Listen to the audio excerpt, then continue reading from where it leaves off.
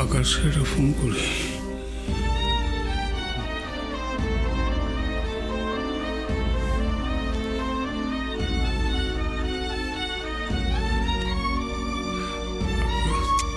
তুলছে না কেন ফোনটা? আকাশ কোথায় এখন?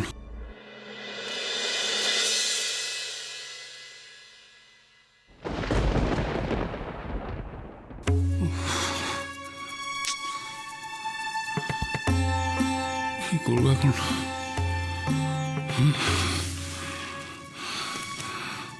অভিক ভাগ্নেকে একটা ফোন করে, ও নিশ্চয়ই আকাশের সঙ্গে আছে।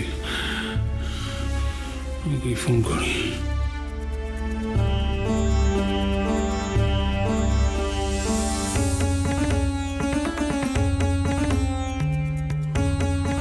ভাগ্নে ফোনটা তোলো, ফোনটা তোলো।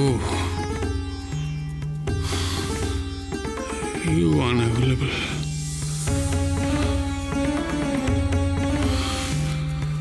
কি করি আমি এখন? কি করবো? এরা সব লজ্জা ঘেন্নার মাথা খেয়ে বসে আছে। মন্দিরে এসে ব্রতর সঙ্গে বিয়ে করছে, ব্রতর সঙ্গে। অসম্ভব, কিছুতেই হতে পারে না। ইরাবতী আকাশকে ছাড়া অন্য কাউকে বিয়ে করতে পারে না। অসম্ভব, অসম্ভব।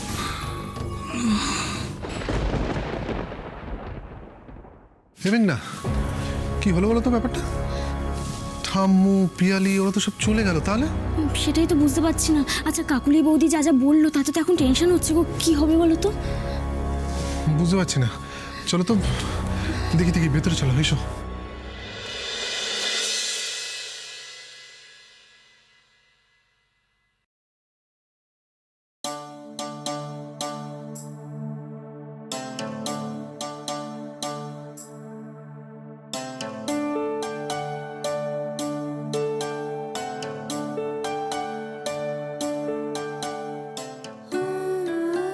কাঁদবেন না।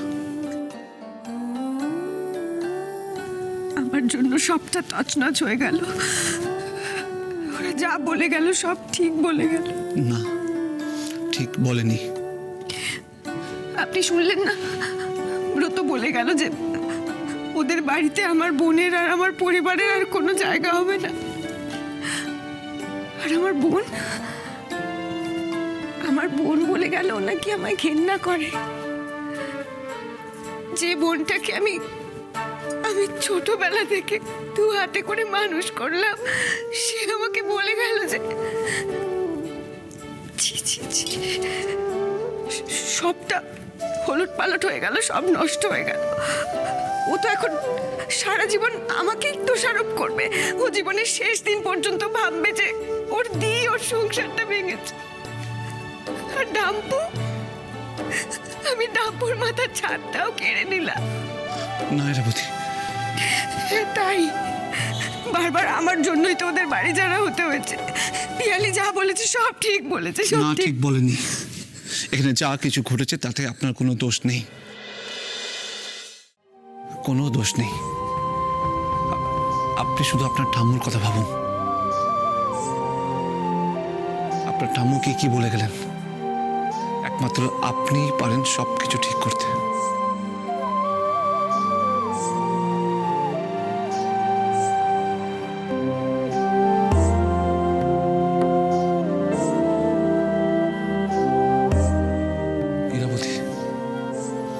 আপনি সত্যিই চাইলে সবকিছু ঠিক হয়ে যেতে পারে।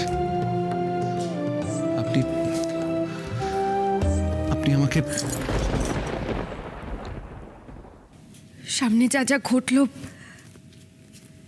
তারপর আর আমি কিছুর ওপর বিশ্বাস রাখতে পারছি না। আমি সামনে কিচ্ছু দেখতে পাচ্ছি না। আমাকেও না।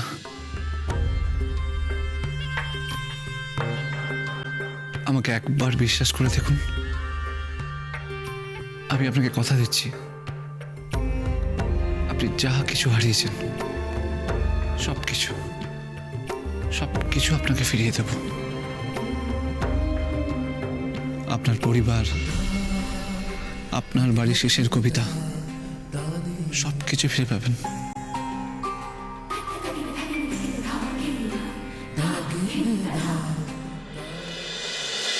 ইরাবতী, আমি আপনাকে ভালোবাসেন।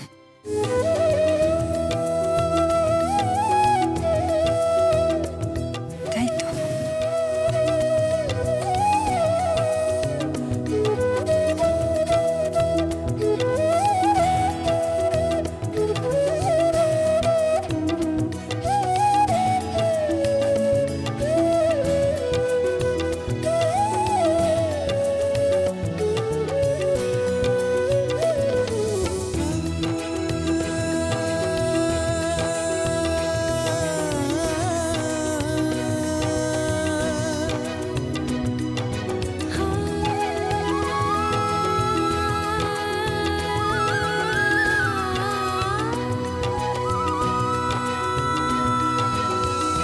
ইয়েস, এতদিনে কাজের কাজটা হলো। আকাশের দ্বারা তো আর বলা হতো না, ইরাবতীই কাজের কাজটা করেছে। হ্যাঁ তাই। এতদিনেও এই কথাটা বলতে পারলেন না? আমি তো জানি আমার বলার আগে আপনি আমার মনের কথা বুঝতে পারেন। আমার মনের সবচেয়ে বড় কথাটা আপনি বোঝেননি। এটা তো হতে পারে না। ইরাবতী, আমরা দুজনের জন্য পারফেক্ট, এটা আপনি বোঝেন না। আপনি তো বললেন আপনি একা হয়ে গেলেই আমাকে পাশে পান, তেমনি আমিও এই শহরে আসার পর থেকে শুধু আপনার উপর নির্ভর করে আছি।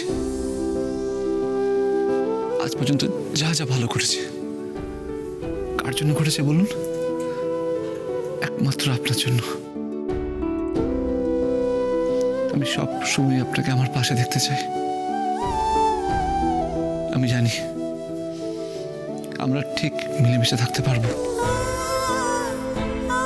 আপনি ভুল করলে আমি ঠিক করে দেবো, আর আমি ভুল করলে আপনি। আমরা একসাথে থাকলে কোনো বিপদ আমাদের ছুঁতে পারবে না। কিন্তু মিস্টার চ্যাটার্জি, আর কোনো কিন্তু নয়। আপনি কিন্তু নিজের মুখে বলেছেন আমি পাশে থাকলে আপনার ভালো লাগে। আমাদের ভাগ্যও চাই আমরা দুজন এক হই।